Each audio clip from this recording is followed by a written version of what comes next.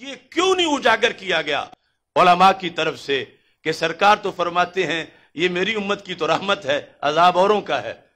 وہ مریں گے جہنم جلیں گے، میری امت میں جس طرح مجاہد کی جان چلی جاتی ہے لیکن درجہ شہادت کا ملتا ہے، تو فرمایا اس طرح اس مرض میں میری امت عذاب نہیں پا رہی، جائیں گے دنیا سے تو جو کیا مجاہد کو کوئی عذاب ملتا ہے جب شہید ہوتا ہے؟ تو اس طرح فرمایا حضرت عائشہ صدیقہ رضی اللہ تعالی عنہا نے دوسری حدیث میں کہ سرکار نے فرمایا ہے کرونا یعنی اس وقت طاعون یا کوئی بیماری کا سن کے فرمایا جو بھاگتا ہے یہ اتنا کبیرہ گناہ ہے جیسے سامنے کافروں کی فوج ہو اور ادھر مسلمانوں کی فوج اسے دیکھ کے کوئی بندہ دوڑ لگا جائے کہ مرنے کا وقت آ گیا ہے، تو فرمایا جیسے تولی یوم الزحف ہے گناہ کبیرہ، ایسے ہی بیماری کا نام سن کے بھاگنا بھی گناہ کبیرہ ہے۔ یہ بھی سیدہ عائشہ صدیقہ رضی اللہ تعالی عنہا نے روایت کیا۔ تو احتیاط ہے، لیکن وہ احتیاط جس سے شریعت سے بغاوت ہو، شریعت سے ٹکراؤ ہو اور پورا نظام ہی درم برم ہو جائے، یہ معاملہ سمجھ میں نہیں۔ کچھ علماء نے تقریریں کی تو اس کو بھی طاعون پر ہی وہ قیاس کر رہے تھے اور احادیث چھپا بھی رہے تھے۔ تو اب میں لائیو اس لیے بات کر رہا ہوں، سب کو دعوت فکر دے رہا ہوں کہ جس نے اس پر دین چھپایا ہے ہم اس کو مناظرہ کی ڈیبیٹ کی دعوت دیتے ہیں۔ اگر ہم چھپا رہے ہیں تو وہ ہمیں کہیں کہ کہاں سے ہم چھپا رہے ہیں، اور اگر انہوں نے چھپایا ہے تو دو نمبری ملت سے کرنا چھوٹا جرم تو نہیں۔ یہ طاہر القادری کو میں کہہ رہا ہوں جس نے اپنے اس آدھے گھنٹے کی تقریر میں حدیث سے خیانت کی ہے، کتنی حدیثیں چھپائی ہیں، کتنی جگہ پہ معنی غلط کیا ہے، اور کتنی جگہ پہ اس نے حدیث میں تبدیلی کی کوشش کی ہے،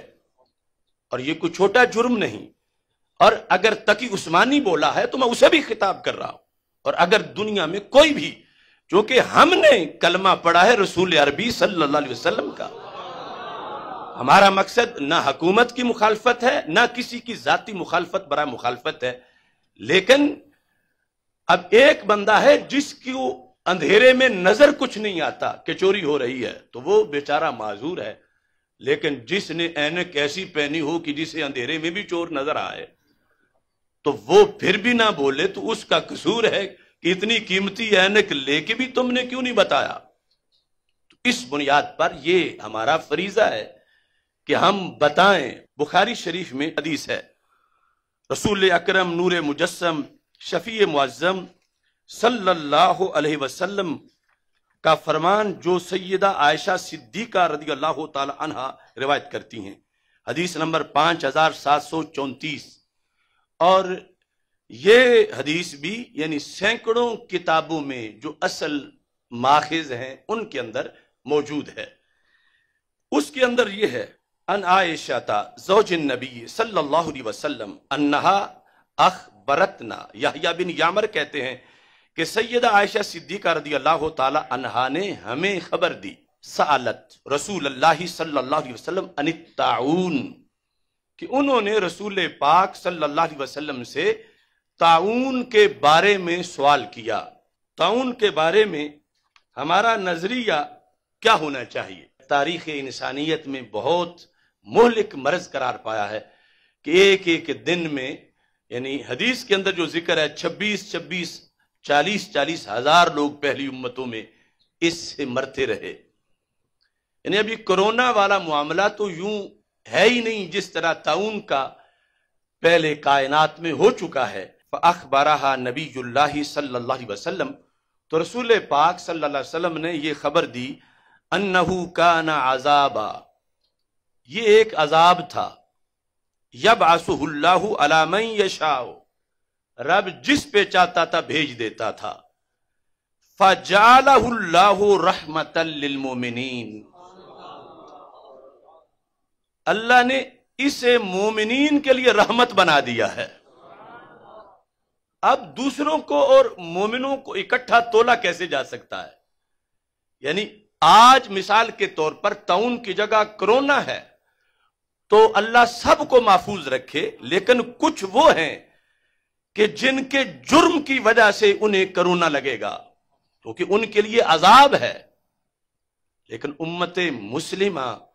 کے لیے جو بالعموم ہے وہ عذاب نہیں ہوگا بلکہ رحمت ہوگی۔ اب کس کی مجال ہے کہ وہ سامنے سے اکڑے؟ جب سرکار فرمائے طاعون جیسے مرض کو، فرمایا ان کے لیے عذاب تھا مگر میری امت کے لیے رب نے اسی کو ہی رحمت بنایا ہے، یعنی بلا وجہ اس امت کو سرداری نہیں دی گئی۔ یعنی یہ سارا فیض ہے نسبت رسول علیہ السلام کا، کہ وہی چیز اوروں کے لیے عذاب ہے، مومنین کے لیے رحمت ہے۔ اب اس کا یہ مطلب نہیں کہ مومنین پر آئے گی تو مومنین کی جان نہیں نکلے گی، فوت نہیں ہوں گے۔ مطلب یہ ہے، فرمایا فلیس من عبد یقع الطاعون فیمکث فی بلدہ صابرا، یوں رحمت ہے کہ اس کے آنے سے کتنے لوگوں کو مفت میں شہید کا ثواب مل جائے گا۔ اب یہاں پر لفظ کیا ہے؟ یہ رحمت ہے مومنین کے لیے، رحمت ہے۔ اول تو یہ ڈیفرنس کرنا فرض ہے کہ اوروں کے لیے یہ اور ہے، مسلمانوں کے لیے یہ اور ہے۔ اور کا مطلب یہ نہیں ہے کہ مسلمان پر کرونا آئے گا تو جان نہیں نکلے گی، جان نکل سکتی ہے، مگر ایک ہے مر کے ہمیشہ جہنم کا ایندھن بننا،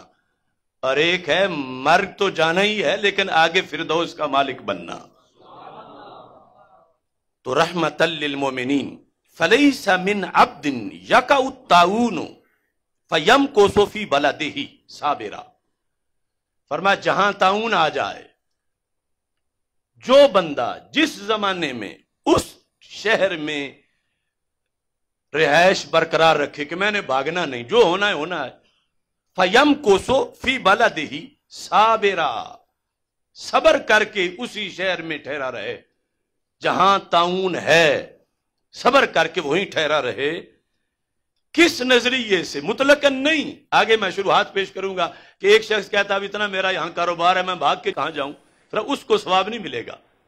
اور ایک وہ جو وسوسے کا شکار ہے اس کو بھی نہیں ملے گا۔ کس سے ملے گا؟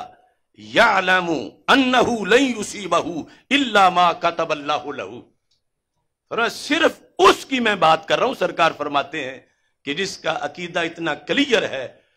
جس طرح پنجابی میں کہتے ہیں نا آئی ناڑی مرنا ہے، پر اس کا یہ عقیدہ ہے لن یصیبہ الا ما کتب اللہ لہ، اگر رب نے میرا لکھا ہے کہ میں نے کرونا سے مرنا ہے